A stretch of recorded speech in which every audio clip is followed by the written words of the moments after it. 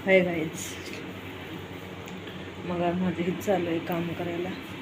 इथं बघा एवढे ब्लाऊज पडले ते हातसले गुंड्या करायला आणि ब्लाऊज शिवायचे काम केलं. हे कटिंग केली तर इथे कटिंग केले तर ह्या साड्या खूप भांडण टाकले तर बघा.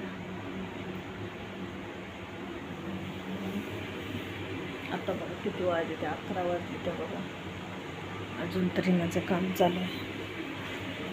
जीवनात लई स्ट्रगल करावं लागते, काम तर करावंच लागतंय ना.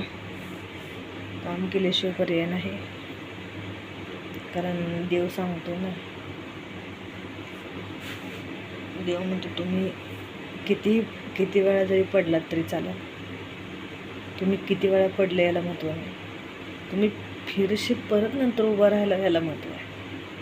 बरोबर का? म्हणून सांगते, आपण धडपडायचं, पडायचं, उठायचं, काम करायचं, कष्ट करायचं. आणि कष्टाला दुसरा पर्याय नाही, कष्ट केल्याशिवाय पर्याय नाही. कारण तुम्ही किती वेळा पडलात याला महत्त्व नाही, तुम्ही किती वेळा नंतर उभा राहिला ना, तर तुमचं यश तुमच्यापाशी आहे म्हणताय देव. बरोबर का? त्याच्यामुळं कोण आपल्याला काय म्हणतं ह्याच्याकडे लक्ष द्यायचं नाही. आपल्याला काय बरोबर वाटतं ना तेच आपण करायचं. आपण आपल्यासाठी करतोय, आपण आपल्या लेकरांबाळासाठी जगतोय ना, तर आपल्या लेकरांबाळांचा आणि आपल्या संसाराचा विचार करतच आपण पुढे चालायचं. लोकांनी किती वेळा जरी पाडलं ना आपल्याला, तरी आपण त्याला विचारच नाही, तू का आम्हाला पाडलंस म्हणून.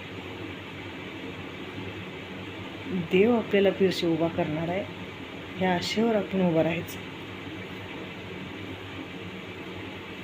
मी पडू शकत नाही, मी उभाच राहणार आहे, मी कष्टच करणार आहे. मला कुठून किती त्रास दिला तरी मी काही पडणार नाही, अशी जिद्द मनात बाळगायची. आणि कोणी कितीही पाडायचा प्रयत्न केला ना तरी आपण उभाच राहायचं.